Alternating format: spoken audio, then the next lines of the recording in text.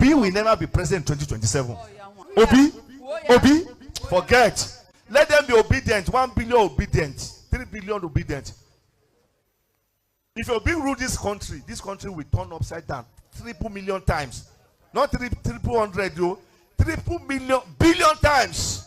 Because God did not give the power to Obi. Obi will get there will be confusion. It's not the answer to Nigerians. I don't say we call them obedient. They are not obedient, they are disobedient. They are the one that will kill Obi. Obi knows that he cannot be president. He's desperate to be president. But God did not give him that strength to rule. He will deceive Nigeria.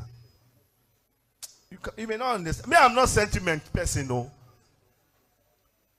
Why Tinubu must work so that he will not lose? Me, I will keep telling him. And when he does not get it right, I will declare, Baba, you cannot win. But I'm still giving warnings. As a prophet talks, warnings, don't do this so that you not fail. Don't do this so that you not fail. So that is just it. But I say, can you come and hate here? No, I'm not afraid of anybody. I don't, sir. But for Tinubu not to fail, he needs to do a lot of changes. He needs to take a lot of things into consideration. I must be sincerely to you. The government is silly. People are not happy with the government. So the government is shaking. Forget rigging. Rigging will not work. 5 months of the election, you see there will be protest and protest and protest. Shocking revelation from Primate Ayodele, saying that Peter Obi will never be the president of Nigeria. He's just going to manipulate a lot of Nigerians. And this video is an interesting one, but there is something Peter Obi has to say that I want you to watch shortly before we chit-chat at the end of this particular video. Here is it, guys. You're a very soft-spoken man, and sometimes I wonder personally, do you ever get angry? And if you do you yell? I mean, like some of us will get angry and we lose it.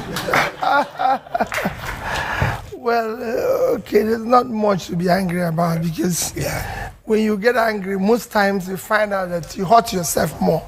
Yeah. But if you take it easy and be able to advise, because especially in our own dear country, if you get angry, you must be angry every minute of the day.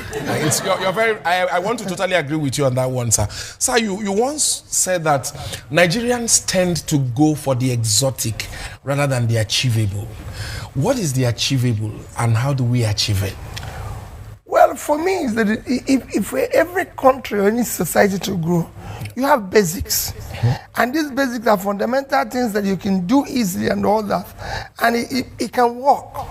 And easily. Well, for example, if you see a place where they have small roads that you can reconstruct, or even existing roads that have potholes and everything, provide basic things like water, repair the schools and everything, and make them function. Make them functional. Make them work.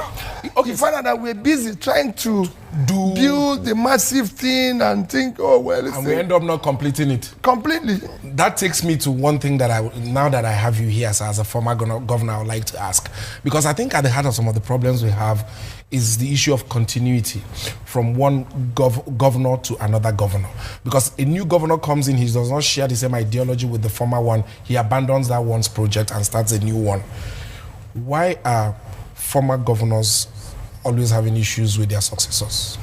Well, it's not having issues with their successors. I don't think it's wrong to say former governors don't continue, or governors don't continue from where their predecessors are, or they're having problems.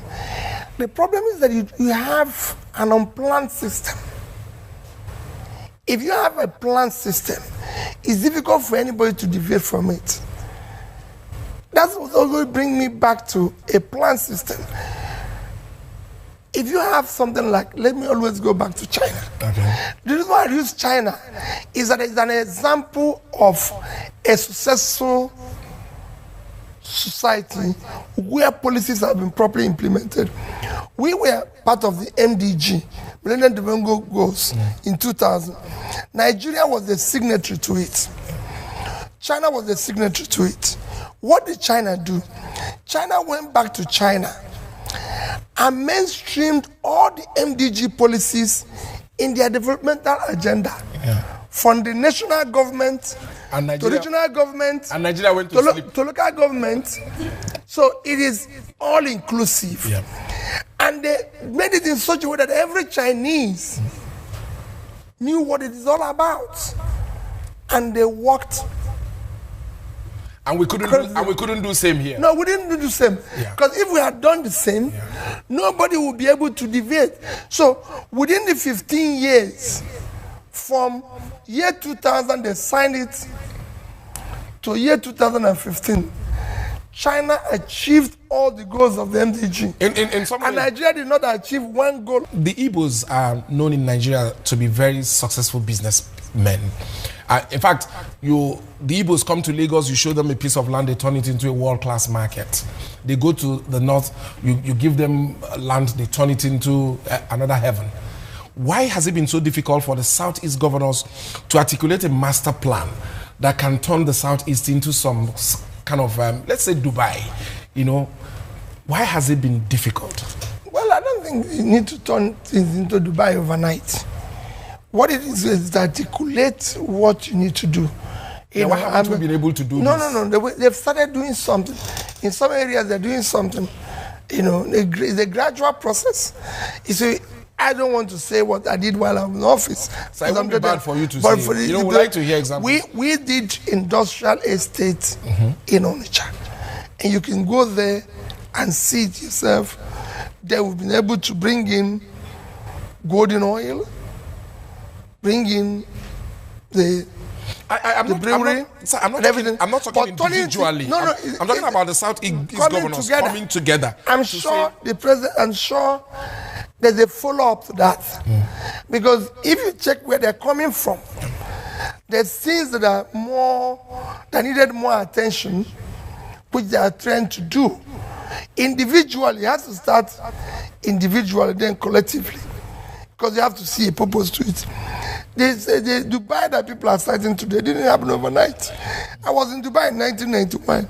What you're seeing today in Dubai was not there completely. But between 1991 and now, you can't compare Dubai to Nigeria. That's what I'm saying. We are way behind. Far behind. You can't even compare with China that is bigger. I was in China in 1991. If you go to China today, it's a totally changed world.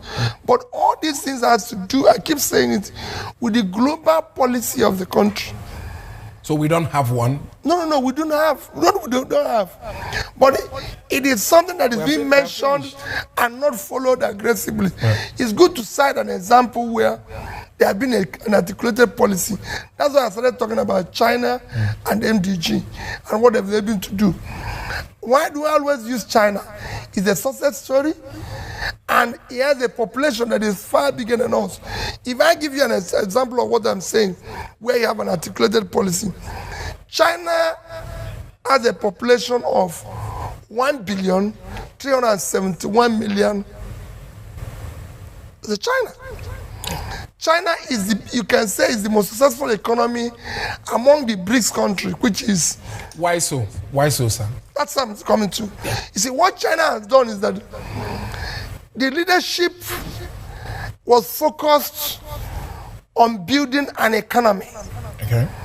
And because of that, like I said, today in China, the most critical component of development is around micro, small, medium enterprise.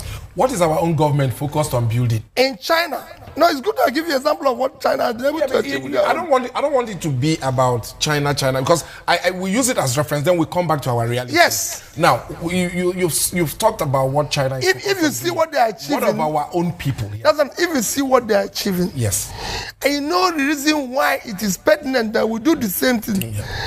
They have produced a conducive environment to enable this micro, small, and medium businesses to thrive. So in contrast here, the consequence is that today in China, this sector that I'm talking is growing,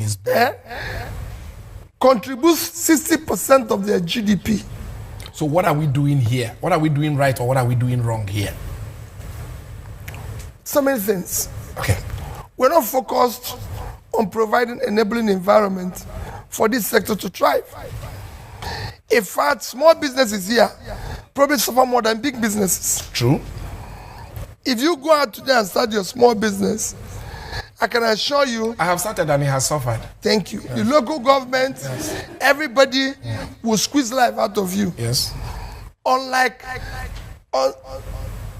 in China, where you're encouraged. So, sir, let me quickly ask: is that now the reason why our youths have lost complete faith in this country to the point where they are ready to die in the deserts of Libya and be sold out as slaves rather than stay in this country? Brother, it's a very sad story. It is. What government does to people is to give them hope. The leadership and government of Nigeria, they've just taken hope and kept it for themselves. There's a sense of hopelessness. Yeah. So when people don't have hope, they have no alternative. That is and why, to go to wherever. That's why we go more to church than to walk. Praying that God intervenes. And I guess it's not how to build an economy. No. It's a problem. Sometimes I can't help but, much as we point fingers at the federal level, I think the state governments and the local governments have a bigger share of responsibility, which is why we are now talking about local government autonomy. Are you for local government autonomy? Not just talking about the autonomy or no autonomy. Don't say the states and local government share more responsibility. I disagree. No, I said they should take if the as federal much of government, the responsibility as the that's federal why people government. are talking about it. Because they have allocation. If the central government, who signed, like I said, you must allow to who signed like this MDG policy, who is signatory to the Sustainable Development Policy, have mainstreamed it into our developmental agenda, it will cascade down to the states, to the local government. So everybody knows it's like a team. When you have a team playing in a field, everybody knows it's weak. And you hardly make a mistake because you could be removed for not doing the right thing. But when you have everybody playing to any side, it's like somebody who is traveling without a destination. So every road will lead you there. Because there's no destination. Thank you. You've spoken well, sir. Finally, sir. The Southeast have complained so much about injustice, marginalization, and I believe it because I'm from the Southeast. I know that for sure. And we are saying there's no need for us to go our separate ways as a country. We need Nigeria big and united.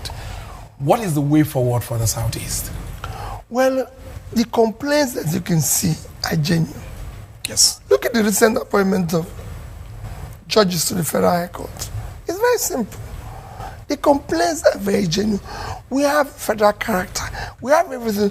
All we're saying is that let there be an inclusive position for everybody. Let's create an enabling environment where people's talent and hard work and match up the opportunity. Just like you said, we're entrepreneurial.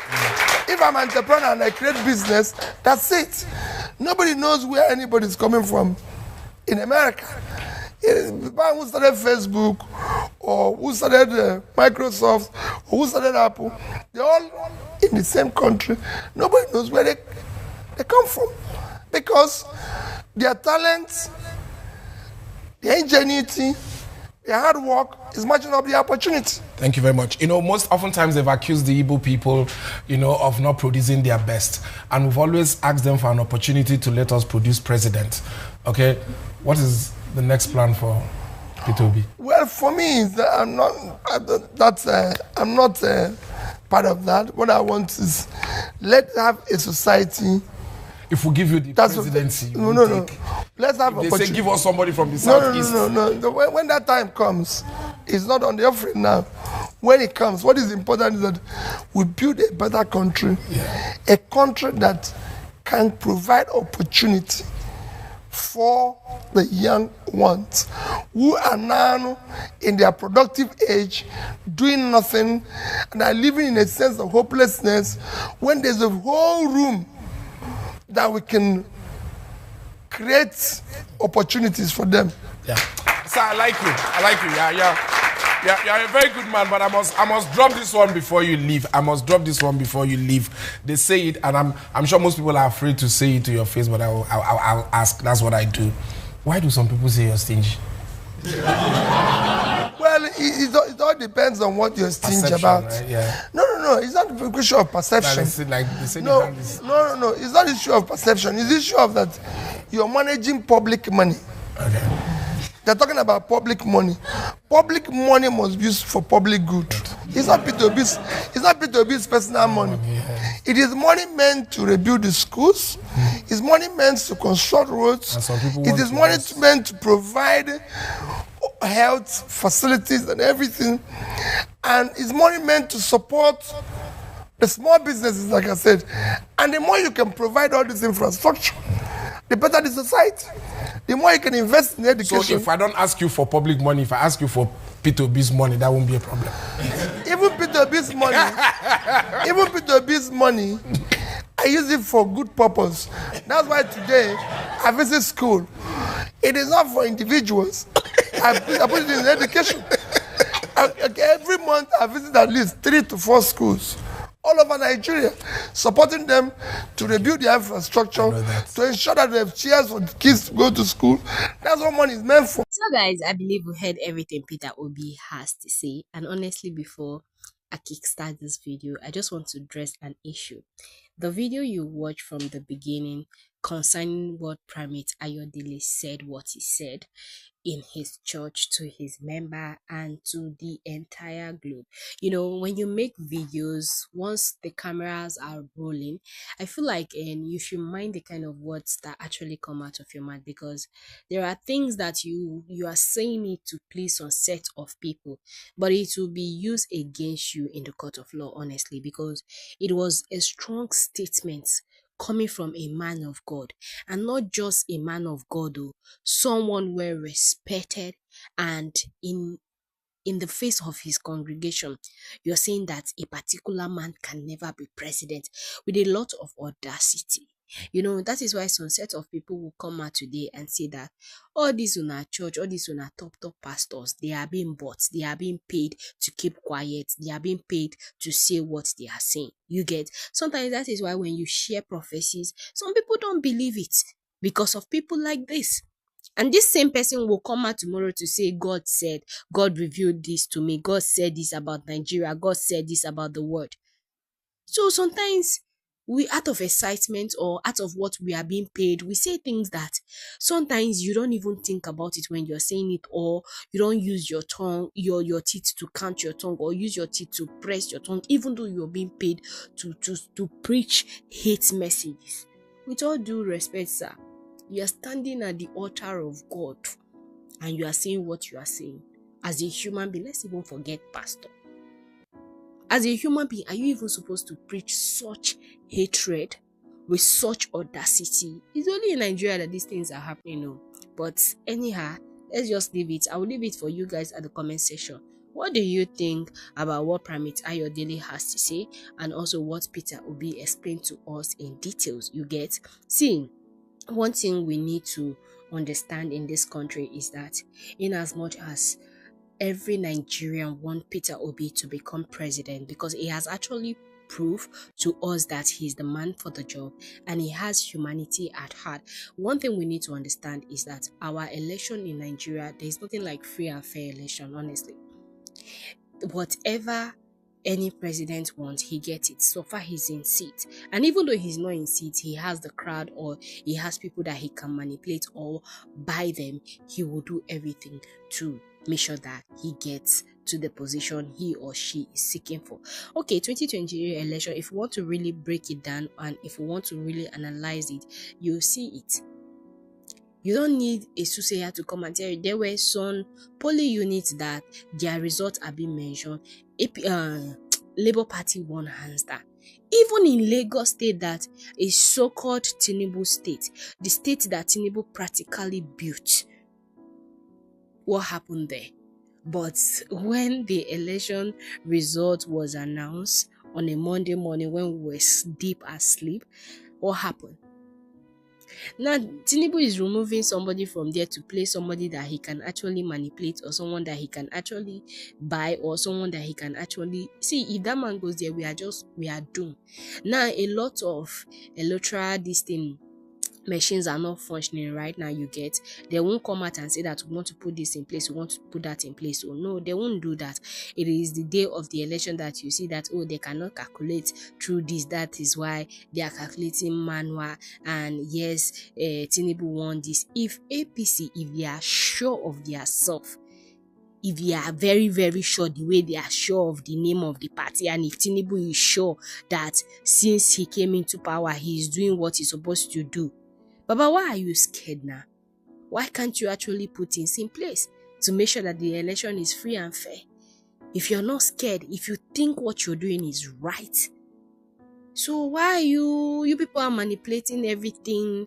And when the time comes, you see that God showed you that he is not the man for the job. That is why he did not win the election. When you know so well that the elections are being manipulated, they are using all these things to back it up. When 2027 comes, they'll say, I told you, God revealed to me. Like, how do you even have the audacity to lie some certain type of lie, some men of God? And then Tinubu have everybody at the tip of his finger. The man does not even know his right hand from his left. Baba go dey place, he go dey sleep like vulture. Like, I don't understand, honestly.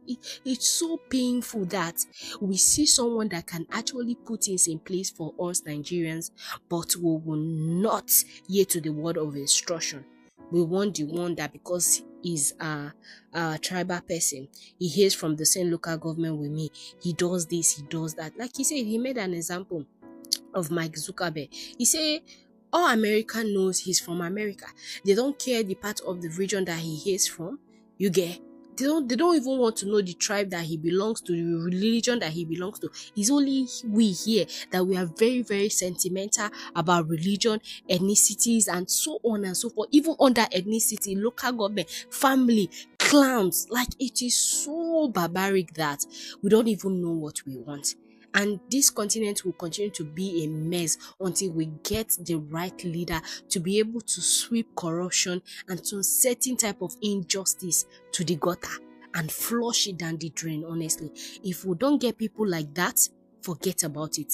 This continent, this country called Nigeria, Otilo, there is nothing that we can write home about, you get. Okay, look at the flood in Lekki today. Tinubu say he practically built Lagos State. You built Lagos State on top of water, I be on top of the ocean. Let me put it that way. Look at how water is destroying people's houses. Videos are making rounds on social media today concerning Lekki. That was the state that he used to brag so much during his campaign in 2022/2023. I practically built Lagos State. I did this for Lagos State. I did that, and I'm going to build Nigeria the same way. Oga, you remove fuel subsidy. We talk. That one, you no do anything. It just be like empty barrel where they make noise. Nothing where you go feel achieve. We rest our case. You say you go use the money to help the poor. Which poor people where you dey help? Now food you dey provide for the less privileged? No. Now job creation? No. Where do these funds go to? Rather, our politicians, senators, governors, ministers, they use the public funds to live their lavish lifestyle. Okay, when Shetima was going to represent us, look at how many people went to go and welcome him. To go and welcome him in another man's land. Tell me, say, if na their money where they suffer for, they go use and go do that thing. They go do one of the most expensive hotels. They go fly first class. If they don't even use private jets, make I no know. Then tomorrow they go say, we are trying to do everything. We are trying to put things in place for the public. We are trying to create this tax of a thing where they won't come bring this crooked leg. Now to make sure say no Nigerian get up to 800k, because now the only amount of money where you fit get for account where they no go tax you. If not, if you get 1 million, you get 2 million, 18% go meet you to the point that the tax is so high to 25%. Make it make sense. And this money, it's not like people do not see reasons with it that it is okay to tax, but it's when these tax are being put into ways that will profit the less privileged, will help the injustice, the security, and so on and so forth, pay our soldiers, buy a lot of ammunition for them to trash out all these bandits from our forests and farmland and our communities. If they are going to put those things into measure, there is no problem. But you know that this thing is going to go into these people's pockets. They are laughing. They are shining their 32 teeth with their big tongue like cows own in senators' houses and so on and so forth, because they know that they are going to get money. Make it make sense. Where are we going? Where are we heading?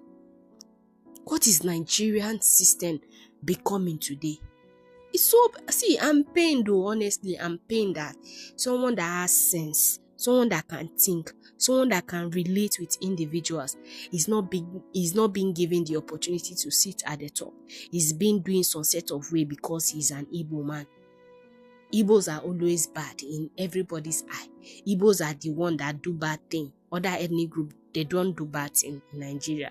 It's just a pity, honestly, and it is a waste that talent, such person that can actually do one or two, change a lot of things in Nigeria, is being treated as an outcast in his country.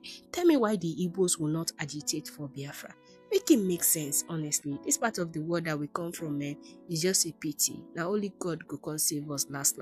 If not, I don't know what we are actually heading towards. God bless you, and I'll see you in the next one. And please, if you have not subscribed to the YouTube channel, you know how we do it here. Kindly subscribe, comment, like, share, and also don't forget to turn on the post notification bell to get notified, so that whenever we drop a new video, you'll be the first to be notified. And also please help me share this video on all social media platforms like Facebook, WhatsApp, TikTok, Instagram, on X, to make sure that a lot of individuals get hold of this video, so that they will be aware, because pastors are preaching hate speech now. I don't know again, no.